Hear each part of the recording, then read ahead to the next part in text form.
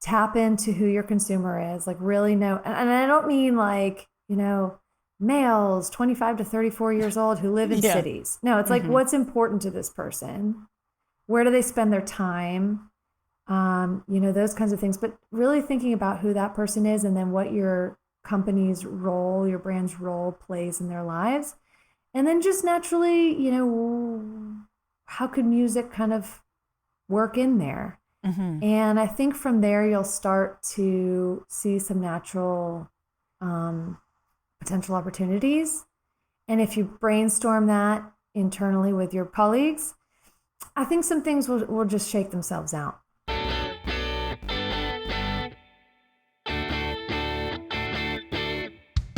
Welcome to Audio Branding, the hidden gem of marketing. Sound plays a more important role in human behavior and our decision making than you may realize. In this podcast, I'll help you understand the art and science of sound so you can better influence others in business and your life. I'm your host, Jody Krangle. Let's delve a little deeper. Here's the second part of my interview with Sam Parvin. Are there some quick things that brands can do, like right now, to help them use music more effectively? I'm assuming you've put that sort of thing in the PDF that you're talking about. So, Yeah. Yes. So the PDF is going to help with one of these three things, which is the first thing. This is like, let's get started with, using music intentionally. The first is defining your brand's point of view on music. So that's just like how, what's the purpose of your brand?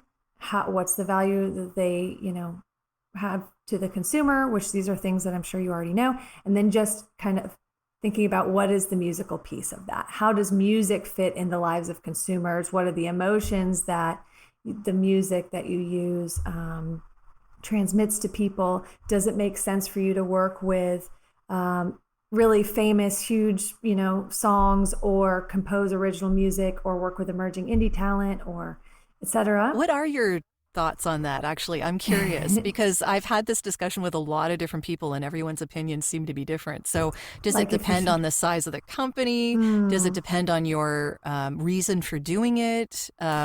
Do you want to get the cachet from the particular performer, or how does yeah, that work for you?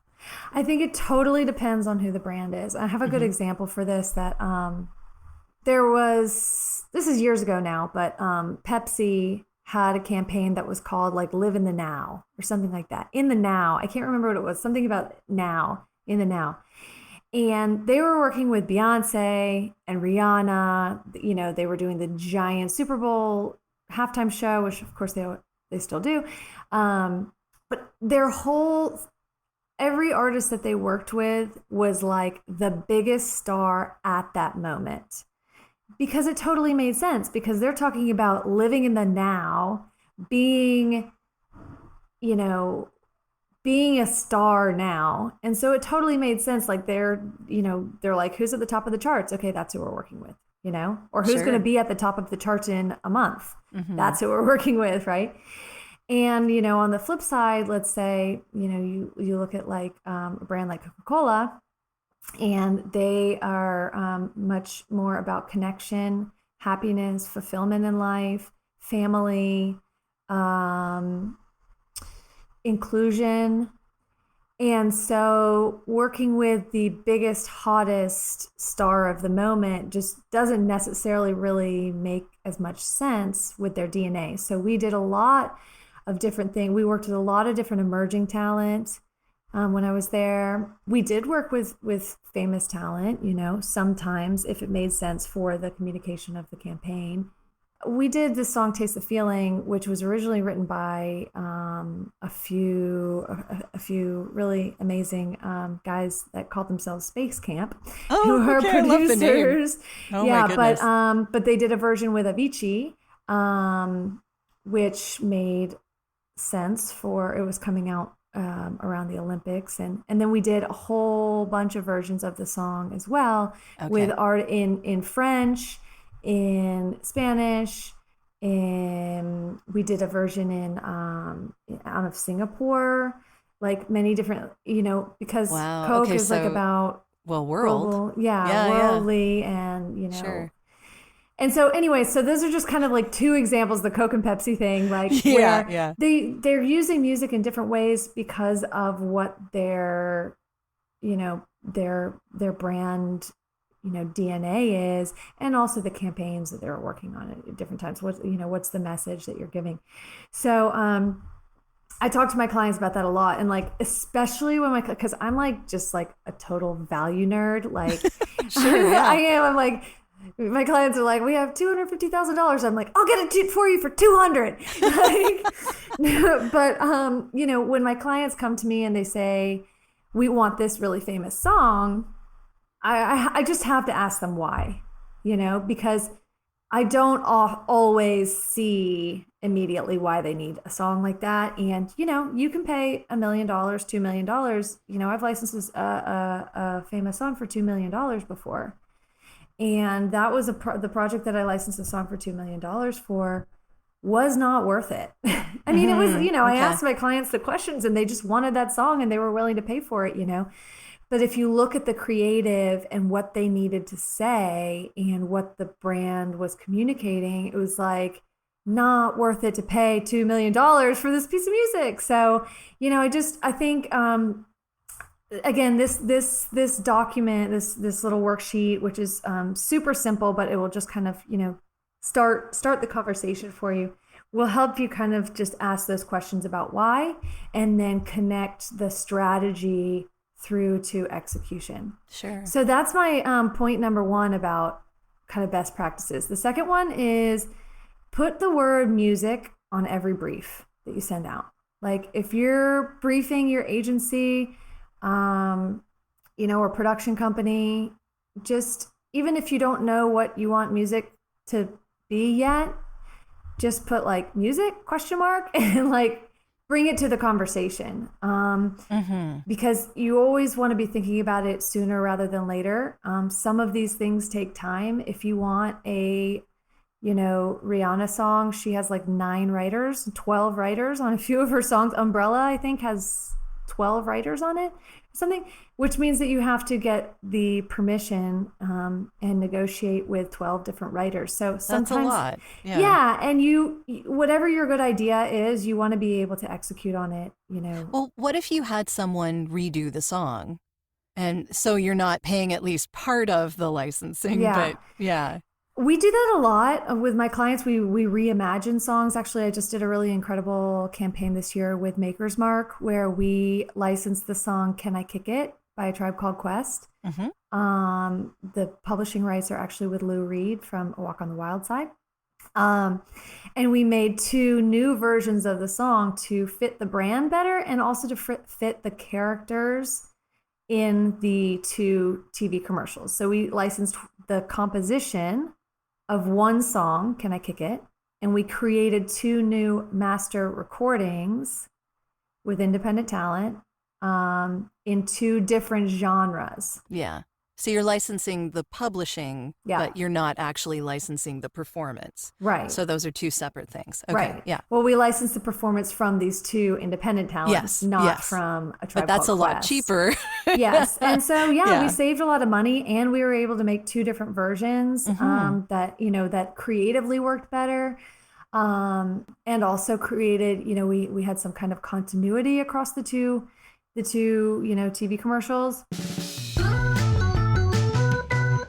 Are you looking for ways to improve your company's or podcast's impact? You'd be surprised how powerful the use of an intentional audio branding strategy can be.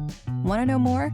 I have a free downloadable PDF that gives you my 5 tips for implementing an intentional audio strategy at voiceoversandvocals.com/audio-branding-strategy.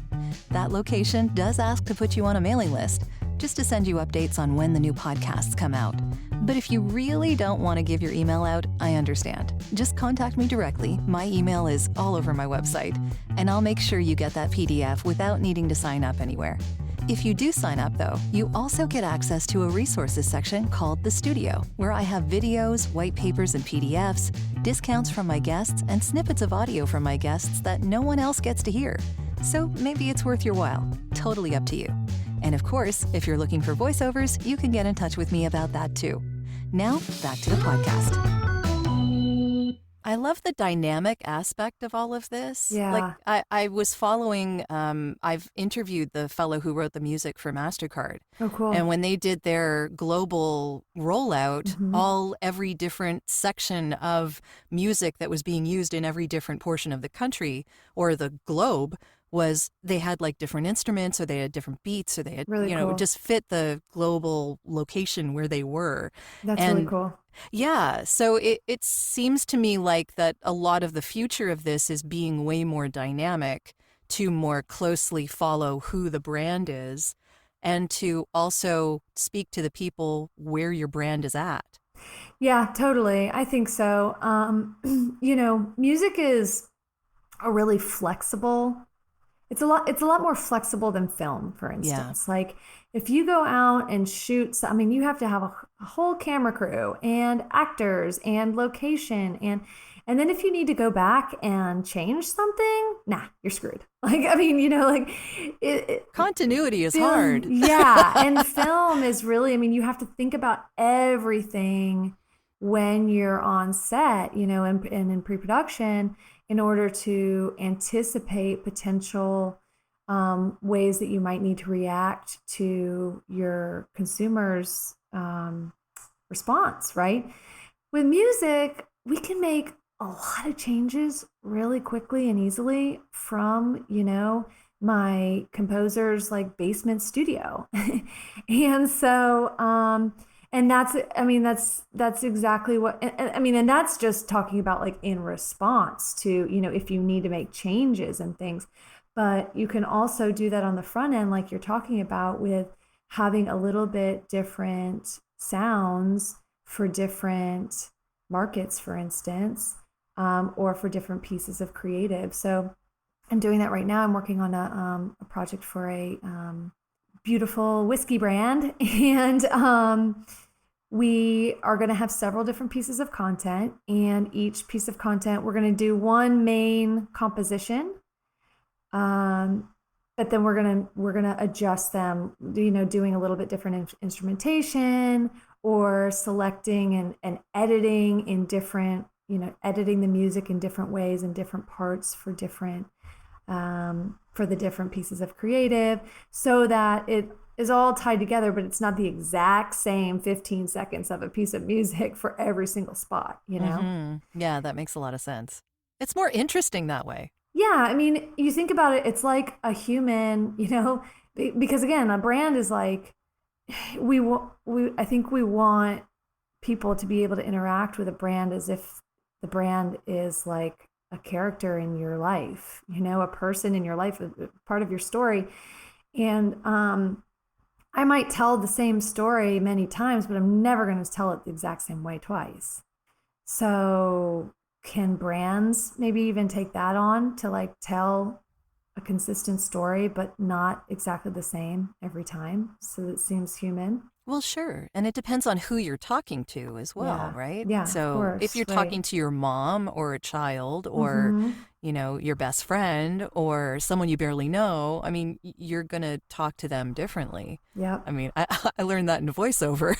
Yeah. So, Oh, yeah, of course. Yeah. yeah. So tone of voice is very important, and music can be a tone of voice. Absolutely. Absolutely. Okay, so you asked me about best practices. We're taking a little while to answer this one. Yeah, it's okay. We'll But get okay, there. first one is, remember, define your brand's point of view on music. Hmm. The second, and share it with everyone, I will add, like make sure everyone who's working on it, on the brand, knows. 2 is put the word music in every creative brief. And 3 is having somebody in charge of music from start to finish.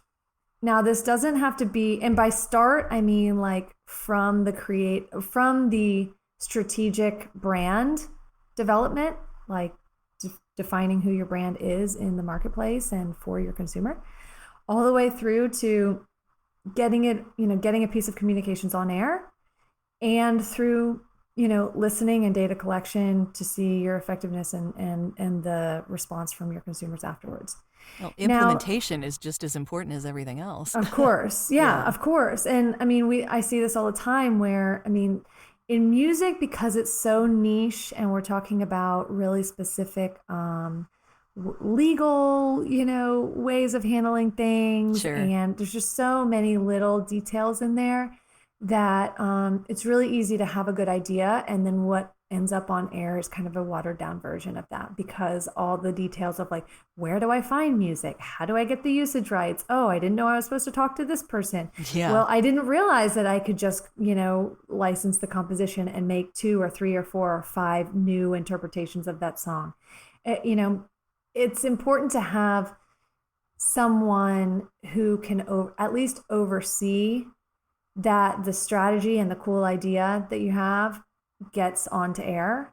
And, you're not going to have probably one person handling everything unless, well, I mean, like you handle, like that's kind of what I do for my clients is I'm an extended team member. Mm-hmm. They bring me in to talk about strategy. I'm not the expert in their brand, but I'm the expert in music. So they tell me about who their brand is and I help them figure out music options.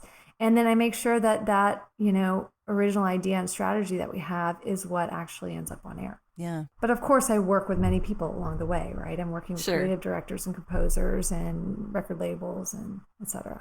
Are there any points or suggestions that you would make to people who don't have a large company, for instance, and are a smaller company and want to sort of have some kind of musical strategy? Yeah, it's a good question. I would say download the worksheet. That's a good point. Yeah. There are music branding companies out there. I don't say that I am that. I really honestly think, you can spend hundreds of thousands of dollars on this giant, really in-depth, music strategy. But I really think that it can be much more simple. I think it's just tap into who your consumer is, like really know. And I don't mean like, males 25 to 34 years old who live in cities. No, it's like, what's important to this person? Where do they spend their time? Those kinds of things. But really thinking about who that person is and then what your company's role, your brand's role plays in their lives. And then just naturally, how could music kind of work in there? Mm-hmm. And I think from there, you'll start to see some natural potential opportunities. And if you brainstorm that internally with your colleagues, I think some things will just shake themselves out. And then just put it down on paper and start sharing with people. And that's always a living and breathing thing, right? Like your brand's relevancy to your consumer changes as culture changes and as people get older and as priorities change and as things in the world, happen. And so your brand is kind of a living and breathing, changing, vessel. And so too is your music strategy. But yeah, I think just take the worksheet as a guide, start having some conversations internally, put some things down on paper that you think seem to be authentic to your consumer, try it out for a little while, use, measure it in some ways, like looking at, are you doing focus groups? If you're doing focus groups, then ask them some questions about the music. If you're looking at marketing ROI or effectiveness, like, is there a way to do A/B testing with music or something like that, But starting small and just bringing a little intentionality, I think, can go a really long way. Yeah, it's a good point. Mm-hmm. So where do you see all this going in the future? More dynamic stuff or what do you see happening? Well, hopefully more people paying attention to the fact that they should be paying attention to it. Yeah, from a like kind of business perspective, I do see brands like years ago when I started in this space working with big brands, maybe 10 years ago or 12 years ago or something. We were saying music is important. Music is important. Like anytime I would go and speak at a conference or, get the opportunity to be in front of brands, it was like I needed to let them know how important music was. But were they listening? Well, now I think everybody knows the importance of music. Mm-hmm. it's more about the who and the how. Like, who can help me do something really interesting with music? Who are because if you go to a lot of, non-music experts, but like creative people, they're getting their music choices either from Spotify Mm-hmm. or from production libraries. Yeah. Music But licensing. there is an entire world of Yeah. amazing music in between those two. They're like, either we need to spend $500,000 and license a really famous song, or we're going to spend $100 and get a piece of production music that's like watered down and not really like saying anything. I know that we're all dealing with a lot of stuff these days, so I particularly wanted to acknowledge those that have taken the time to leave honest reviews of this podcast, like Pamela Muldoon, who says, audio as part of your marketing strategy. I could not agree more with Jody's assessment that audio branding is the hidden gem of marketing. Now more than ever, how your brand sounds is becoming just as important as it looks and feels. The short, succinct episodes of this podcast, and I think she's referring to my solo episodes, are filled with nuggets, easy to listen to, that voice, thank you very much, and are perfect for binging. Nice work, Jody. Well, thank you, Pamela. It means a lot to me that you're getting some good information here. Thanks again for the review. And now, back to the show. Well, also that their competitors could be using, or that someone in a completely different industry could be using for a completely different reason. Totally. Yeah. I think did you have an episode? There was a video. Where Shez Mera is someone I interviewed. He's in an audio branding company here in Toronto. Yeah. And he and his people put together a video that showed one piece of music being used by like 5 different very large companies. Yeah, for completely different reasons, but all the same piece of music. Yeah, of course. So I think that's, we don't need to tell brands anymore that music's important. I think now they're just trying to figure out who can they call on to help them tap into this incredible musical talent that's out there. Who can help them navigate the world of like music law, and knowing what they're allowed to do, what they're able to do, and what they're not able to do, and what's feasible for the budgets that they have and the timelines, et cetera. So that's where I think the future of music for brands is really about people now getting into the details of how to make it happen and really taking advantage of the incredible musical talent that we have out there. From a consumer perspective and where I think music's going, I live in Mexico, and I've been here for 5 years from the US, and I'm seeing on the street and also in the data numbers that I get from data partners, the extreme democratization of music. And I think, we can all say that. Like, we've seen that in the world over the last 10, 15, 20 years, right? Well, that started with Napster. So. Yeah, of course. Yeah, of course. Yeah. But now it's even getting to, like, anyone and everyone can have a Spotify account or any other streaming, service that you want. Yeah. Here in Mexico, the penetration rate for number of people who have access to smartphones and data has grown 149% in 4 years. Wow. So people are getting smart, because there's a lot of people in Mexico, who don't have smartphones still. Sure. Or they don't have data. They don't, pay for data to be able to stream and things like that. But we're seeing like massive adoption rates of people having access to portable devices that they can take their music with them. And I think that music is just going to become more and more, well, audio in general is just going to, there's just going to be this fluidness of like audio coming from digital devices and service, streaming, to having a conversation with a person in real life, to, it's just going to be this kind of much more fluid mix between those. And I think we could say the same about many different forms of technology right now, right? Like, we see a lot of the augmented reality stuff coming out, or virtual reality stuff coming out, where it's like you can have your glasses on and they're giving you data about the thing you're looking at, and I think audio and music's the same. Yeah, that makes a lot of sense. It'll be really interesting to see what actually ends up happening over time. And if people are paying attention, hopefully it'll work in their favor, especially the brands. But, you never know. Hopefully. Yeah, I think brands' probably biggest challenge now is just being flexible and being able to move quickly, because the world is just moving quickly. I mean, these changes that we're talking about are already happening and will continue to evolve and be a different thing every day, and so brands just need to think more.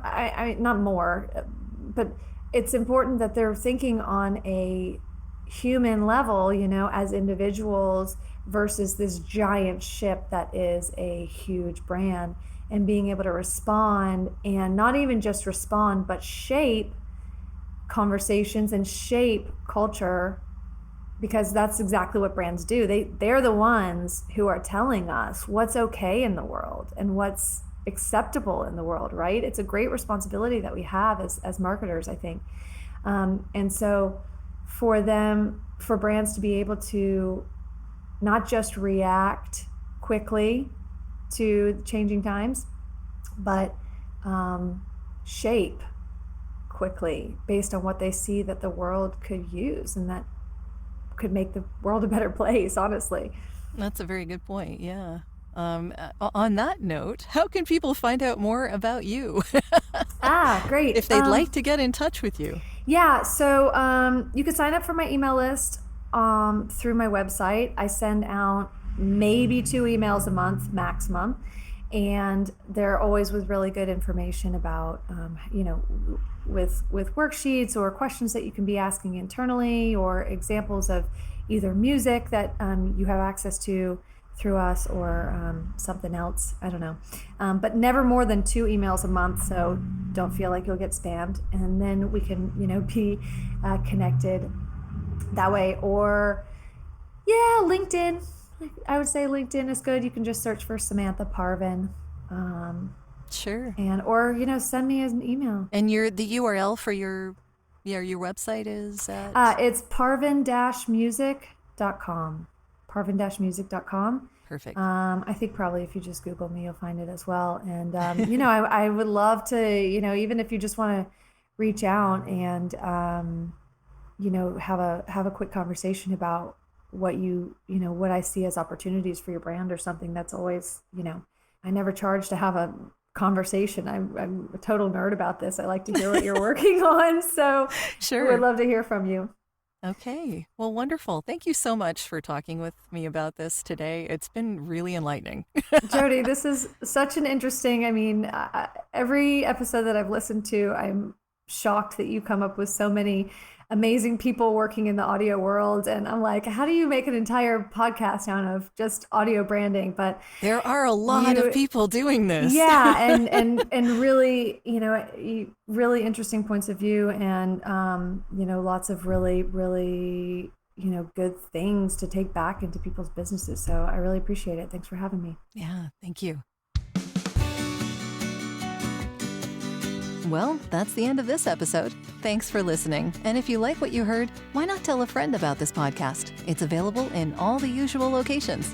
Until next time.